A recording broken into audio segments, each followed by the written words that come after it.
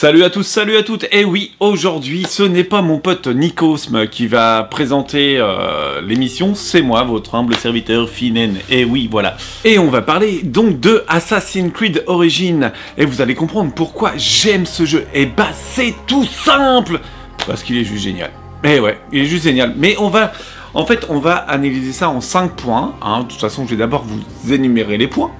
Et ensuite, on va détailler un petit peu. Le premier point, le monde ouvert est rempli à souhait. C'est-à-dire que c'est un monde ouvert qui est rempli. Le deuxième point, des défis plus durs les uns que les autres. Le troisième point, un système de gestion de personnages enfin valide. Enfin valide, oui. Enfin, on a un système de gestion de personnages dans un Assassin's Creed qui est valide. Le quatrième point, c'est des énigmes plus tordues les unes que les autres. Ouais, franchement, ouais, je vous avoue, elles sont un petit peu tordues les énigmes. Hein. Et le cinquième et dernier point, le plus important pour moi, les mises à jour et le contenu du jeu. Voilà. Il est vrai que depuis Black Flag, en fait, je trouvais que la licence s'épuisait beaucoup et que le dernier sorti, un Syndicate, m'a plus que déçu. Alors, le fait de repartir aux origines de la licence, est-ce une bonne chose? Mais bien pour ma part, oui.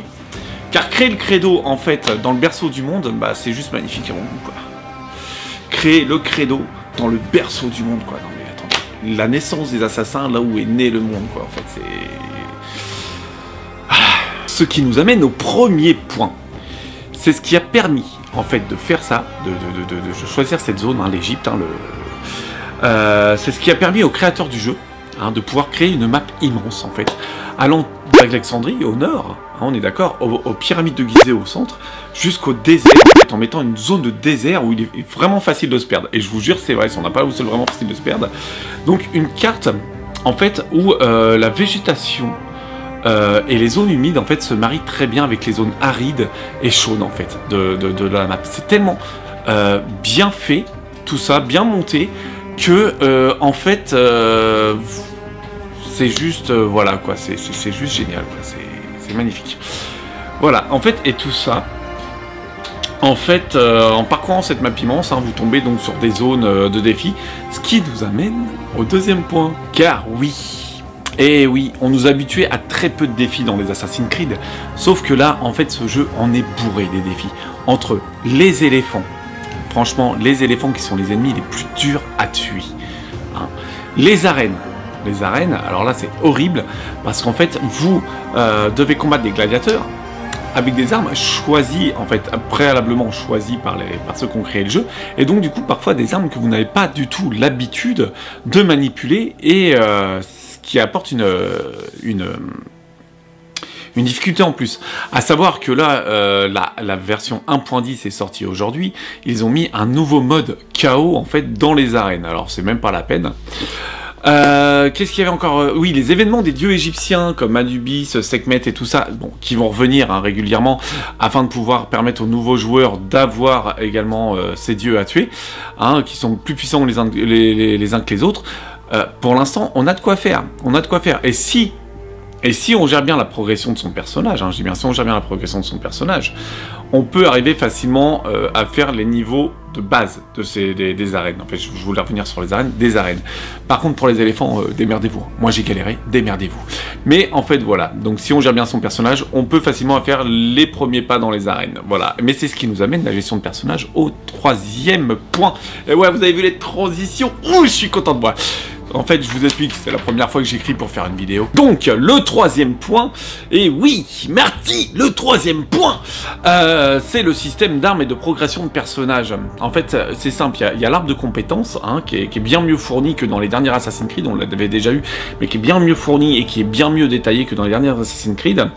Et nous avons un système de code couleur maintenant pour les armes et armures, surtout pour les armes, qui en fait fonctionne un petit peu, je sais pas si vous connaissez un petit peu les MMORPG, les RPG, et en fait ce côté RPG d'armes qui va de la couleur, il me semble qu'au début on a des armes de base blanche, hein, je suis pas sûr, hein, je suis plus très sûr parce que maintenant je suis légendaire partout, donc la couleur jaune, mais en fait ça fait normalement blanc, bleu, violet, jaune, voilà.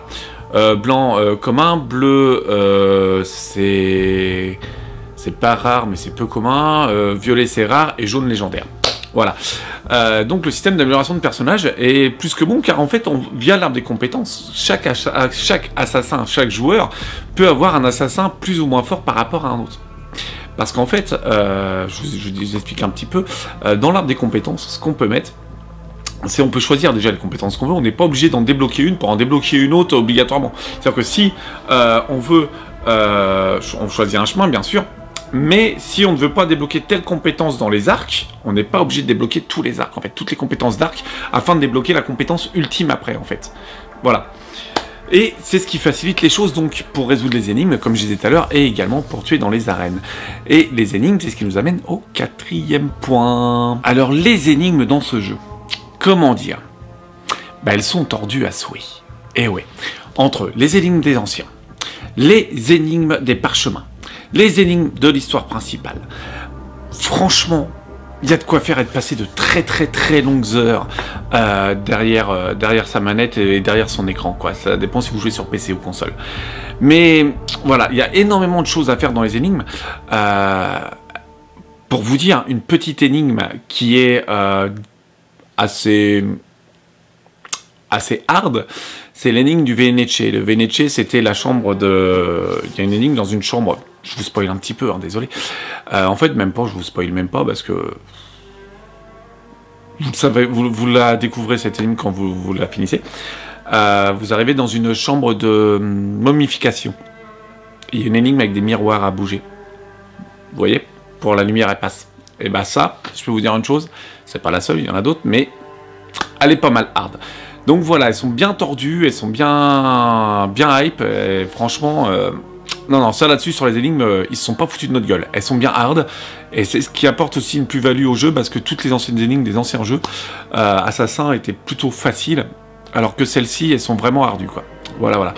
Et donc, du coup, on va pas palabrer là-dessus longtemps, hein, on va direct au dernier point, quoi, les mises à jour, et puis le contenu, hein, on va en parler un petit peu. Donc, comme j'expliquais tout à l'heure, au moment où je tourne la vidéo, en fait, il y a la mise à jour 1.10 qui est sortie, et donc, dans cette mise à jour, il y a eu l'étalonnage, c'est dur à dire, hein, des ennemis, qui a été ajouté, le fait de pouvoir voir les photos de ses amis, les filtres, les machins, il y a eu plein de choses qui ont été ajoutées dans le jeu. Pareil pour l'exploration, quand vous avez fini une zone, maintenant il y a un petit V jaune qui apparaît à côté, ça apparaît en gros, ça pète les yeux à l'écran, le fait que vous ayez fini cette zone, ce qui est plutôt pas mal. Après, c'est vrai qu'au niveau du contenu, je vais pas vous spoil, hein, mais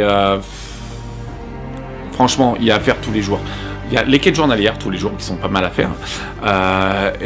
Entre les quêtes principales, les quêtes secondaires, l'exploration, les énigmes, les défis des quêtes journalières, les DLC qui arrivent très vite parce que au mois de janvier, il y a le premier DLC, au mois de mars, 2 mois après, il y aura le deuxième DLC qui va arriver normalement.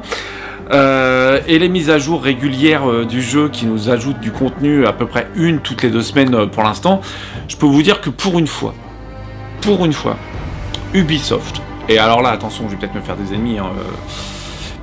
ennemis, hein, franchement, insultez-moi dans les commentaires, je m'en fous pour la phrase qui va suivre, mais moi j'assume, Ubisoft, pour une fois, ne s'est pas foutu de notre gueule. Non. Pour une fois, Ubisoft ne s'est pas foutu de notre gueule parce qu'il y a vraiment du contenu, le jeu est vraiment suivi, ils tiennent vraiment à bien relancer la licence, et franchement, ce jeu, pour ça, Ubisoft, voilà, bravo. Voilà, il y a encore plein de choses à dire sur ce jeu, il y en a encore plein, hein. J'ai pas tout dit, hein, ce qui est tout à fait logique, je vous laisse découvrir le reste par vous-même, mais voilà, je vais pas vous faire une vidéo d'1h30 non plus, quoi, donc je vais vous laisser découvrir par vous-même le reste, hein. Moi, ma note, 9 sur 10 pour ce jeu, hein, 9 sur 10, et voilà, donc, et pourquoi pas 10, me direz-vous? Bah c'est simple, hein. C'est pas un Zelda. Ouais, je suis un grand fan de la série des Zelda. Franchement, vous me demandez à choisir entre un Zelda et un Assassin, je prends un Zelda. Ouais, je sais. Je suis faible, mais vous savez, j'ai grandi avec Link. Donc voilà. Bon, les loulous, maintenant je vous laisse. J'espère que cet épisode, c'est la première fois que j'écris pour faire un épisode, pour faire une vidéo. Donc j'espère que cet épisode Parlons peu, parlons geek vous a plu. Prochain épisode par Nikos sur un sujet... Pour une fois, on va pas toucher aux jeux vidéo, on va toucher aux séries animées, hein, par Nikosme. Et je peux vous dire une chose. Un sujet qui, pour moi, me fait plaisir. Dans un sens, ça me fait plaisir qu'il parle de cette série animée. Dans un autre sens, il a pas choisi le meilleur thème non plus. Mais bon. Voilà, sur ce, je vous laisse les loulous, passez une très bonne fin de journée, passez une très bonne soirée, passez très bonnes vacances, très bonnes fêtes de fin d'année également. Et puis on se retrouve très bientôt pour une prochaine vidéo. Ciao!